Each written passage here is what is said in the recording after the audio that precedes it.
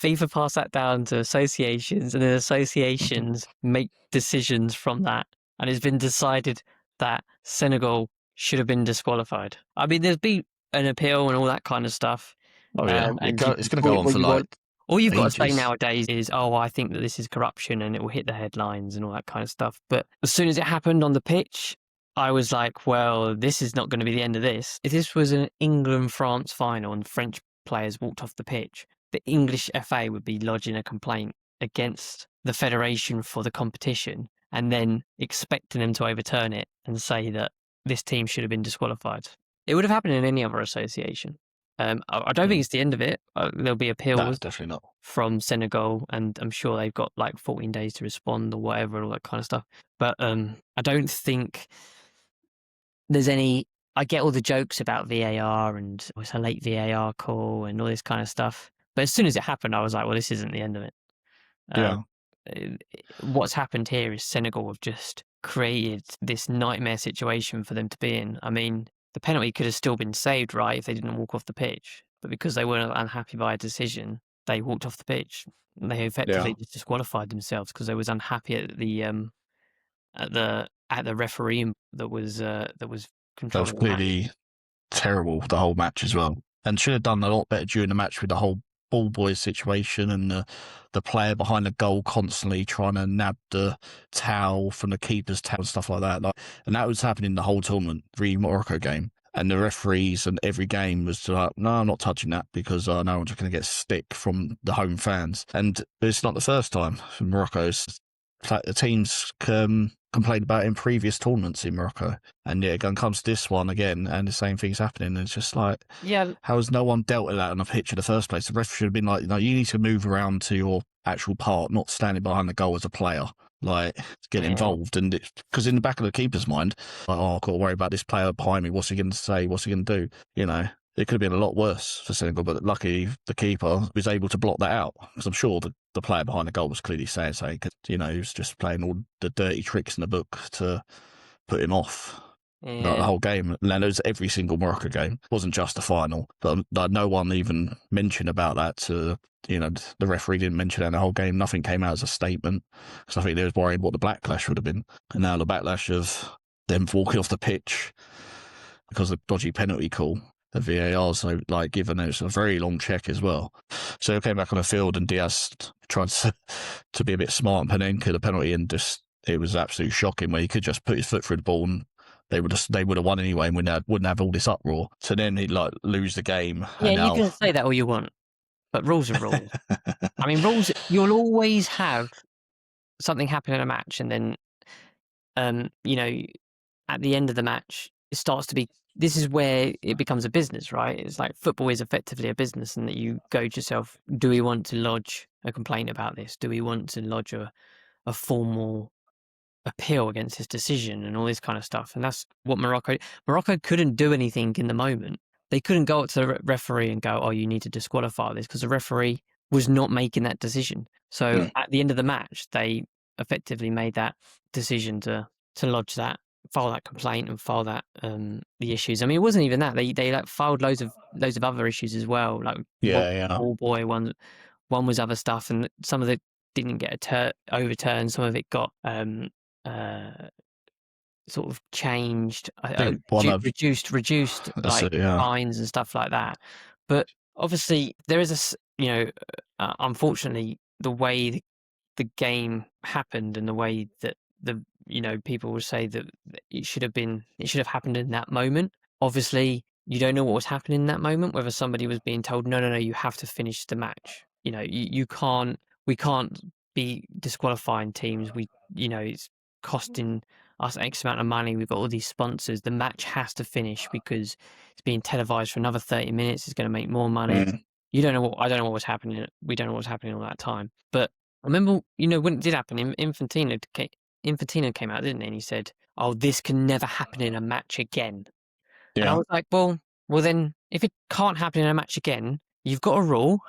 It's in your FIFA rules, and all you have to do is go and look it up. You just disqualify the team, right? The next day, you go, right, this is what happened. We disqualified the team. Decision, and they didn't, obviously, because Infantino is a weak-minded fool. But What's Morocco have done, which is what any other football team would do, right?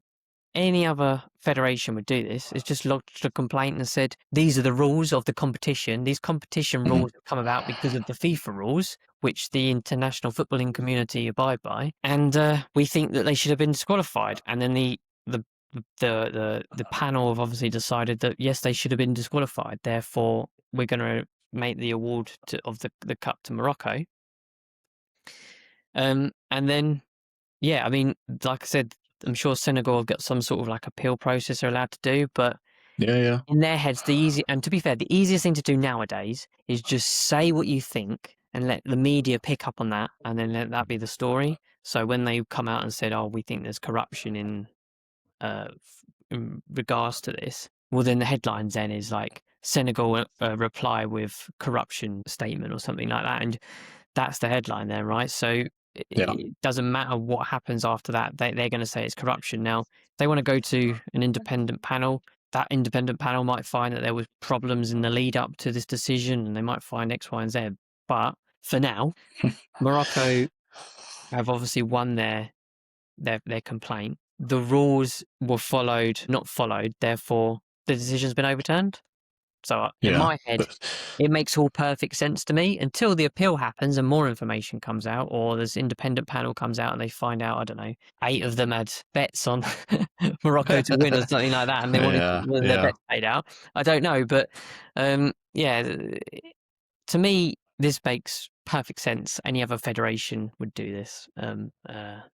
Yeah, so that's my opinion on it. But anyway, I do think it's quite funny, the fallout. Obviously, I say funny, it's, you know, harsh if you're a Senegal fan or fan of, like, you know, you're from Senegal, and obviously this has been a massive statement in your history of football to win something like this. And then all the players in the last, like, the hours after it, putting up all their stories just holding the cup and then, like, laughing faces and stuff like that. I think it was brilliant to actually see, you know, because they are taking it just like, are you kidding me? This is a joke. They've all got their medals and they've all got their moment, you know, and the pictures and whatnot. They've probably got them on their walls at home and stuff.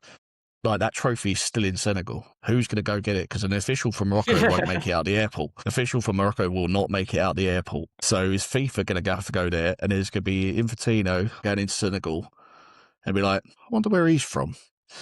You know, how is he going to get there? Because they're going to not let him get there either. So, you know, someone's got to pick up this trophy somehow. They're not going to ship it from Senegal to Morocco at all. Like, you know, so I don't know who's going to go get this trophy from Senegal without it being stripped from their, like, bloody hands away from them. This could be ongoing for the next year. Like, it could go to Cass, and, you know, we know with Cass, you know, as a Palace fan, useless, to be honest. So, you know, they'll probably go with FIFA on that as one as well. But Senegal's not going to give up this lightly, and this could be years and years and years before it gets actually resolved. And if it gets resolved, it goes to Morocco. From, I saw the thing that come out, Senegal's actually said, well, we're removing ourselves from CAF, never playing in the tournament again.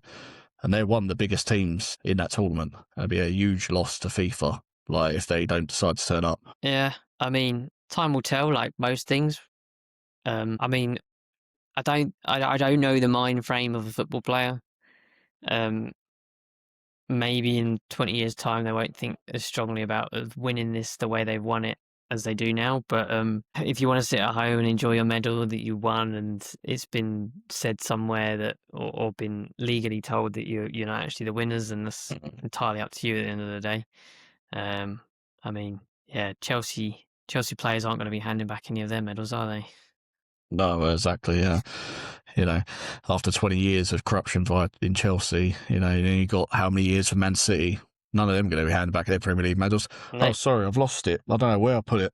Oops. Yep. I must have sold it. It's just like, you're never getting back. You're going to have to literally make them new medals and complete replicas of...